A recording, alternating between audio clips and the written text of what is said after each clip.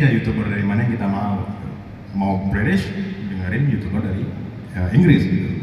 Nah kalau aku dari Spanyol, nah jadi kayak setiap hari nontonin terus karena goal aku dalam mempelajari bahasa itu adalah bahasa yang informal dan yang kayak, you know what I mean, you know, literally like blah blah blah, you know what I mean, like yang gitu-gitu loh. Oh, yeah. Jadi kalau menurut aku dengan kata-kata filler itu bisa membuat kita tuh lebih native. Yeah, we're gonna sound more native.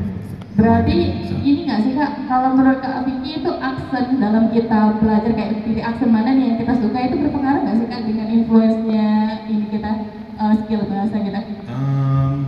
Tergantung orangnya sih ya. Cuma kalau aku bahasa itu yang paling aku suka itu dari aksennya.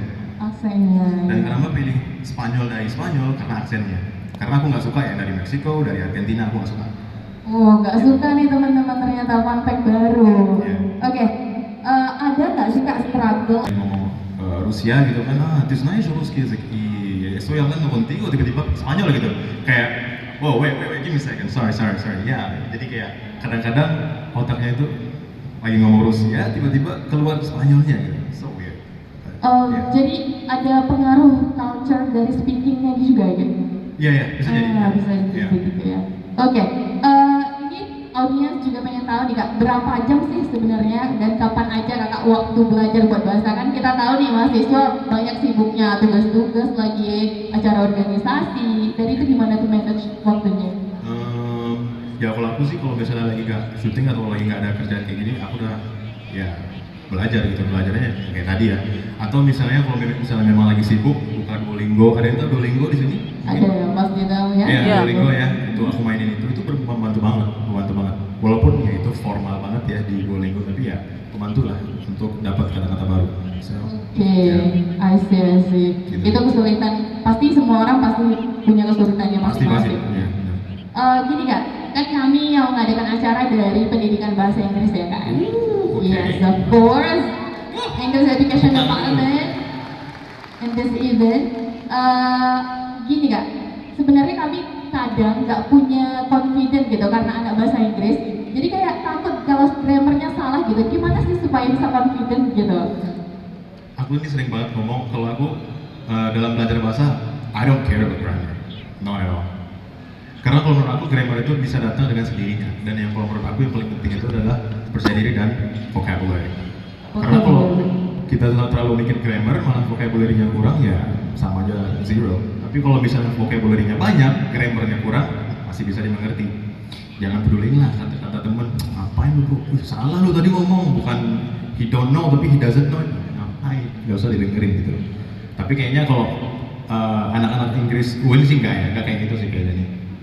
Kayaknya sih saling support satu sama lain. Iya, exactly. We are family, we are one. We are solid, we are one, we are family. Exactly. Okay. Gini Kak, kalau bicara tentang kesulitan nih, kesulitan apa sih yang paling sulit rasanya yang untuk diubah atau kesalahan umumnya gitu kan? Kesalahan umum dalam belajar bahasa sehingga lama gitu efektif belajarnya. Oh sebenarnya ya grammar.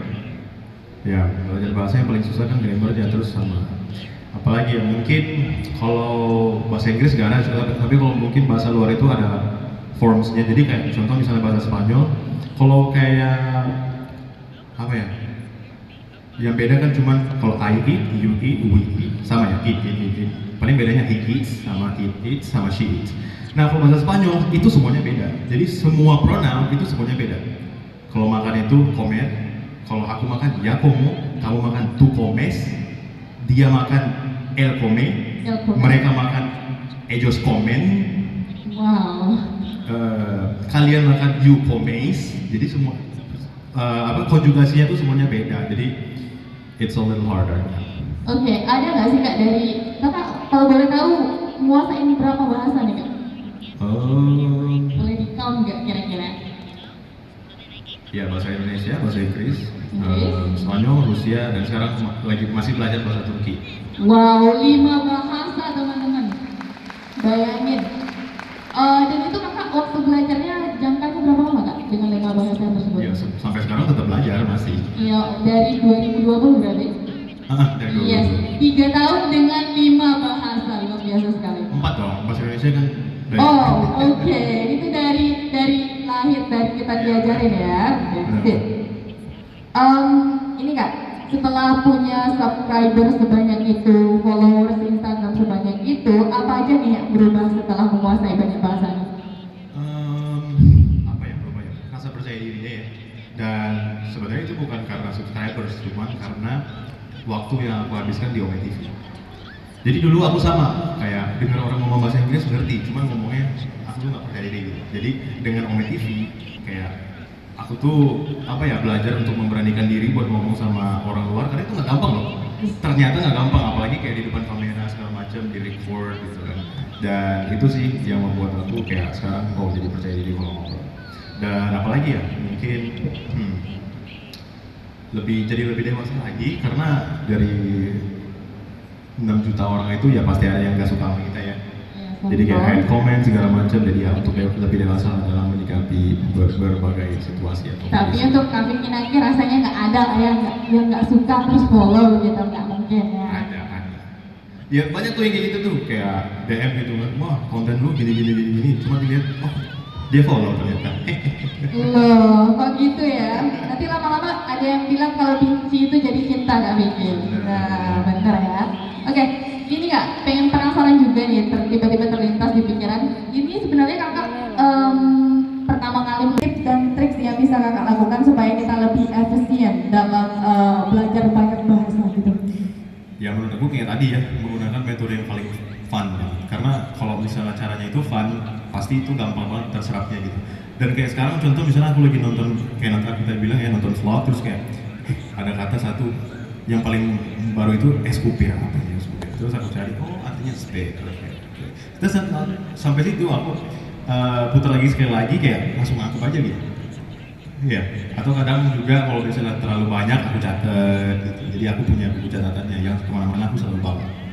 Nah, menurut Kak Vicky itu kita lebih baik kita belajar vocabulary dari bahasanya dulu atau memang kita kayak nonton videonya dulu terus kita menyerap vocabulary dari videonya gimana tuh? Menurut aku ya, kalau menurut aku belajar vocab dulu aja. Cuman kalau misalnya cuma kalau misalnya udah mungkin 6 bulan, udah bisa ngomong beberapa topik, then you can start watching videos and stuff.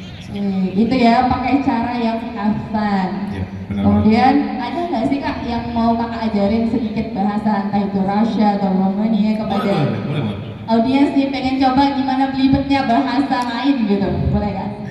Y vale, estamos aquí en la colegia, en la universidad. Estaba estudiando aquí y ahora mismo estoy hablando con ellos y contigo también. Y sobre muchas cosas, ¿vale? Sobre muchas cosas. Pero ellos no hablan español, nada, tío. Es que una locura, tío, ¿vale? Y ya está.